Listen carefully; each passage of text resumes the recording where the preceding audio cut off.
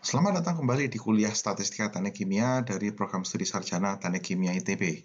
Sekarang kita membahas uji hipotesis varians dari data dengan cuplikan tunggal. Nah, sebelumnya saya review kembali prosedur umum uji hipotesis secara singkat saja. Jadi pertama-tama dimulai dengan perumusan dua buah pernyataan, yaitu klaim awal yang hendak kita buktikan dan pernyataan yang akan menjadi benar jika klaim tadi salah. Kemudian Anda pilih di langkah kedua, mana pernyataan yang akan menjadi H0 dan mana pernyataan menjadi H1. Pernyataan yang mengandung kesamaan selalu Anda tetapkan sebagai hipotesis 0, dan pernyataan yang mengandung ketidaksamaan Anda tetapkan sebagai H1. Nomor 3, Anda tetapkan tingkat keyakinan atau tingkat keberhasilan ya, sesuai dengan keperluan atau sesuai dengan penugasan Anda. Kemudian nomor 4, kita hitung nilai statistik uji dari data cuplikan.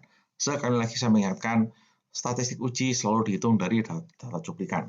Sementara nilai kritik itu kita cari dari tabel, di mana nilai kritik besarannya ditentukan oleh alfa atau tingkat keberhasilan, nu atau derajat kebebasan, dan juga sifat uji hipotesisnya, apakah Anda melakukan uji satu sisi atau dua sisi. Nomor 6, perbandingkan posisi statistik uji dan nilai kritik. Apakah statistik uji letaknya di dalam daerah penolakan H0 atau daerah non-penolakan H0. Dan terakhir, tarik kesimpulan dengan mengacu pada klaim awal yang kita rumuskan di nomor 1 tadi. Saya minta Anda untuk mengingat kembali istilah CV dot ya. Ini adalah dimensi-dimensi dari besaran bejiri data, ukuran pusat, kemudian ukuran sebaran, bentuk sebaran, kemudian keberadaan pencilan atau outliers, dan juga kebergantungan temporal. Intinya apa? Intinya semua penciri yang termasuk dalam dimensi CV dot ini bisa kita lakukan uji hipotesis terhadapnya. Jadi Anda bisa melakukan inferensi statistik terhadap semua penciri populasi. Apakah misalnya di gambar di sebelah kanan ini, apakah terhadap nilai pusat, ukuran pusat, atau terhadap ukuran sebaran, misalkan itu Anda bisa melakukan inferensi. Jadi kali ini kita akan membahas uji hipotesis terhadap varians cuplikan tunggal. Pertama-tama dalam prosedur untuk melakukan uji hipotesis terhadap varians populasi, Anda susun terlebih dahulu pernyataan hipotesisnya, ya. Kemudian bentuk dari pernyataan hipotesisnya adalah demikian, H0-nya seperti biasa, H0 selalu menggunakan tanda sama dengan. Bukan lebih kecil sama dengan atau lebih besar sama dengan, selalu hanya sama dengan saja. Varians populasi sama dengan varians acuan, jadi sigma kuadrat 0 adalah nilai acuan. Sekali lagi saya mengingatkan, nilai acuan adalah nilai pembanding yang bisa diperoleh dari mana saja kecuali dari data cuplikan yang lain. Jadi misalkan variansnya adalah merupakan suatu hasil perhitungan teoretik atau hasil kontrak jual beli suatu produk, spesifikasi suatu produk apapun.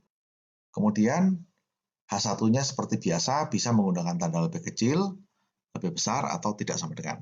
Yang dua pertama ini artinya adalah uji satu sisi atau one tail test, dan yang terakhir ini adalah uji dua sisi. Statistik uji yang digunakan untuk uji varians ini adalah besaran yang dinamakan dengan chi kuadrat atau chi-square bahasa Inggrisnya. Ya, simbolnya ini X ini sebetulnya bukan huruf X tapi huruf Yunani yang bunyinya adalah chi. Oke, chi kuadrat 0, sekali lagi subskrip 0 adalah melambangkan statistik uji. Maksudnya dia adalah untuk menguji H0, makanya sama-sama ada angka 0-nya. N-1 dikalikan S kuadrat dibagi varians acuan. Ya. N adalah ukuran sampel, S kuadrat adalah varians sampel tentunya.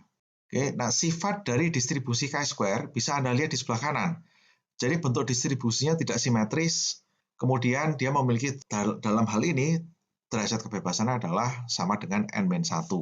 Nah, karena sifatnya asimetrik, maka kita tidak bisa menggunakan sifat pencerminan seperti yang kita lakukan dengan distribusi Z atau T dalam mencari nilai kritiknya. Di sini Anda harus mencari secara terpisah antara batas bawah dan batas atas, karena batas bawah bukan pencerminan plus minus dari batas atasnya.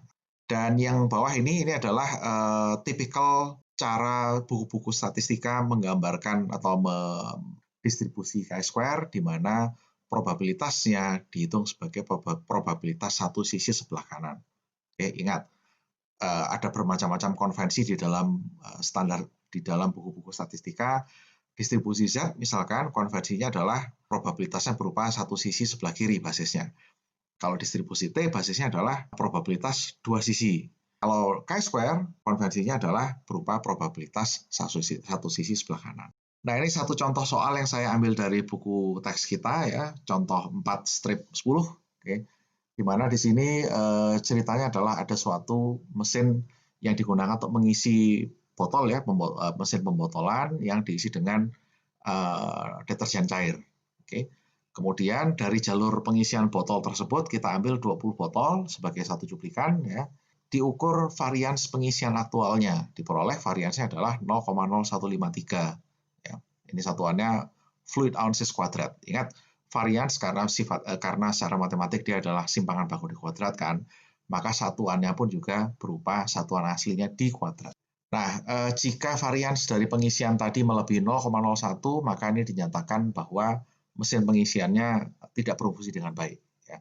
Jadi yang ingin dibuktikan, apakah terdapat cukup bukti di dalam data cuplikan untuk mengisyaratkan bahwa pabrik ini sedang menghadapi masalah dalam hal mesin pengisian botolnya. Oke, kita diminta untuk menggunakan tingkat keberhasilan alfa 5%. Kita harus mengasumsikan bahwa volume pengisian tadi terdistribusi secara normal. Kalau enggak ya kita tidak bisa menggunakan distribusi chi-square untuk mewakili distribusi dari variansnya. Kemudian ini adalah penyusunan hipotesis nolnya ya. Jadi yang ingin dibuktikan adalah apakah varians mesinnya melebihi 0,01. Di mana yang ingin dibuktikan itu letaknya di H1. Nah, sedikit tentang H0 dan H1. Anda jangan terlalu terjebak pada pemikiran bahwa klaim itu pasti masuknya ke H0. H0 diturunkan dari pernyataan yang mengandung kesamaan. Kesamaan itu artinya tandanya bukan hanya sama dengan, tetapi juga bisa lebih besar sama dengan atau lebih kecil sama dengan. Misalkan Anda menyatakan varians tidak lebih dari 0,01. Ya, artinya sigma kuadrat itu memiliki tanda lebih kecil sama dengan 0,01. Nah, itu dikatakan mengandung kesamaan. Jadi Anda pasang sebagai H0. Oke, jadi jangan terjebak dengan bahwa klaim awal itu pasti nanti masuknya menjadi H0, klaim yang akan menjadi benar jika klaim awal salah pasti masuknya H1. Belum tentu, tergantung dari bagaimana Anda membahasakan klaim awalnya. Ya. Apakah klaim awal tadi mengandung kesamaan atau ketaksamaan?